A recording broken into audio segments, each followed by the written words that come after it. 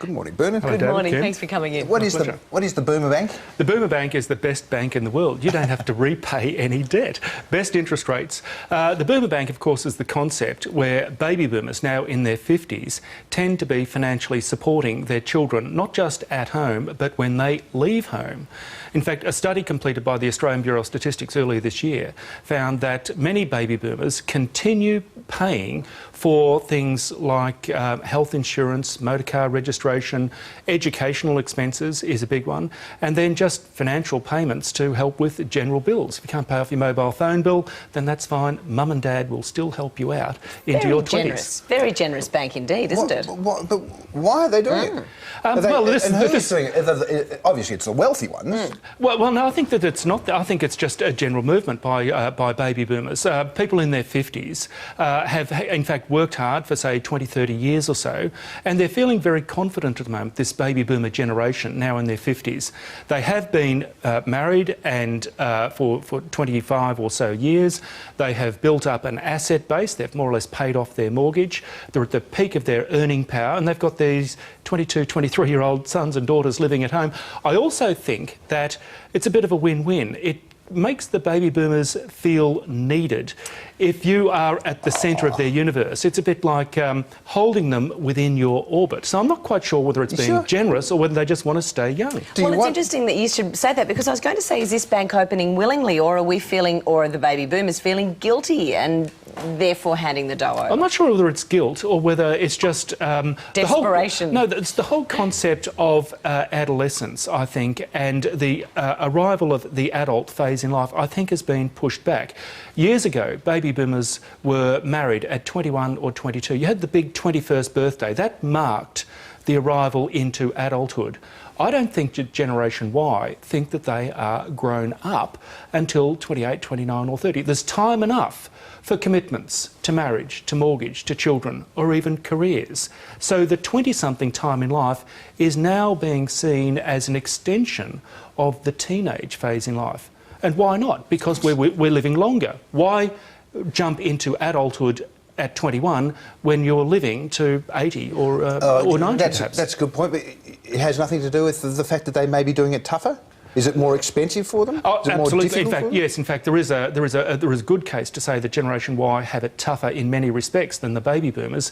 From 1987 onwards, of course, there was the HECS debt repayment. So if you have a 21-year-old at university, then that kid is facing a HECS debt of maybe $20,000 or $30,000 after tax. Baby boomers who went to university in, say, the 1970s and early 1980s didn't have to pay that off.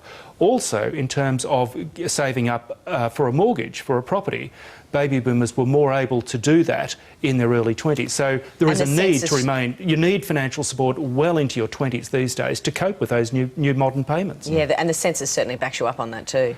Absolutely, in terms of the kids staying at home. In fact, 40% of 20-year-olds, 20-somethings, live at home with their parents. 30 years ago, that proportion was 20%. It's growing by 8%. Absolutely, yes.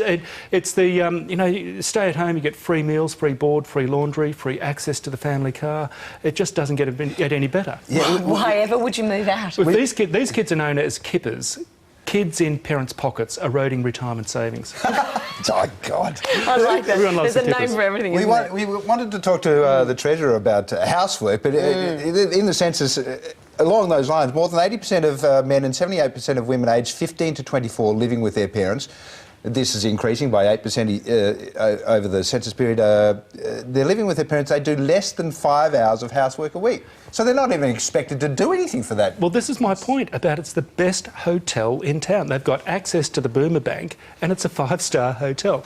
Now, I'm questioning whether, in fact, this is coming from Generation Y, saying this is what we want, or whether this is baby boomers hanging on to their kids, refusing to let go. Because as soon as that kid leaves home, then nature has dispensed with you. You are no longer required. And, of course, you are no longer young, of course. Well, what's the likely outcome of this, then? Well, I think will it just grow and grow and grow? I mean, will they never leave home? No, I think what is happening is that that time in life where you draw upon your parents' support used to end at about 18, 19 or 20, perhaps, 30 years ago. I think realistically, that is now pushed out to, say, mid-20s or so. And only in the second half of your 20s do you consider independent marriage and mortgage and having children and really committing to a career. That has been a big shift over the last 20 years. Are you a Generation Y basher?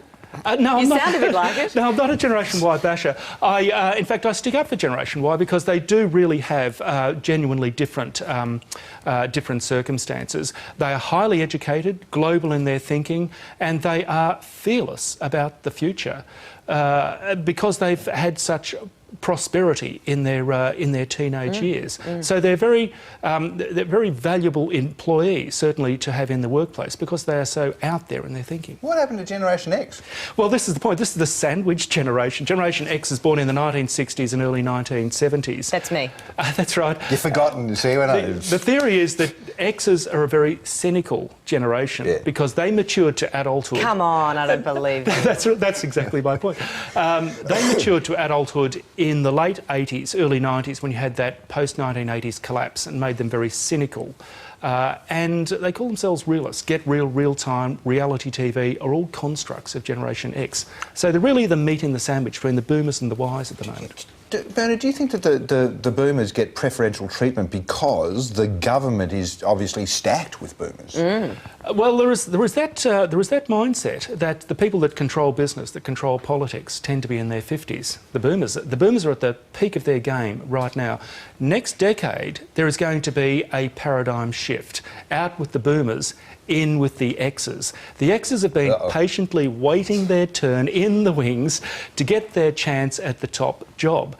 And of course, they're going to get that chance next decade.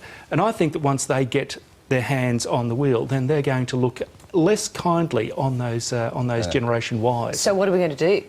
What is it Generation X going to do? Well, I think that Generation X has been a little concerned about the way in which the baby boomers have been bending over backwards to support the Ys. Are we paying you enough, Generation Y?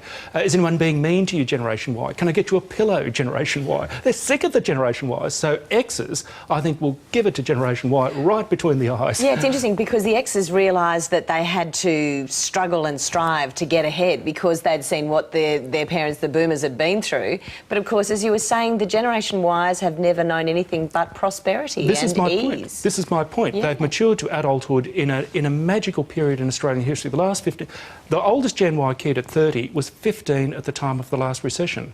They have no corporate memory of interest rates at 18% or of double-digit. They think the world's like this all the time.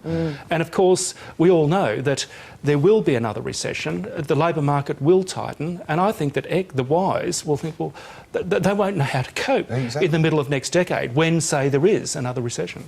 But as a demographer, what surprised you? Did anything surprise you about the census? This godlessness. Well, yes. In fact, everyone is talking about the rise of the Pentecostal church and Islamic faith and so forth. But overall, well, the Treasurer said exactly that. That's right. The proportion of Australians with a belief, regardless of which God it is, people who believe in a God has gone backwards from 83% of the population in 2001 to 79%.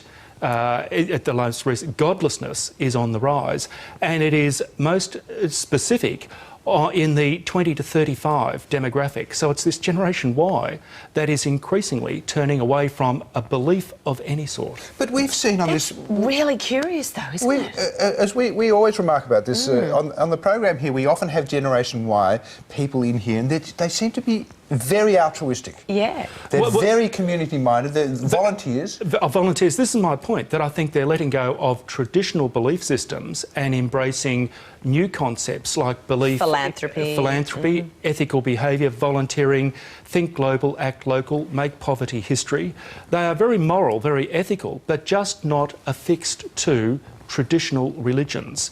This is a long-term trend that's being... It might also be a reflection of the prosperity of our times.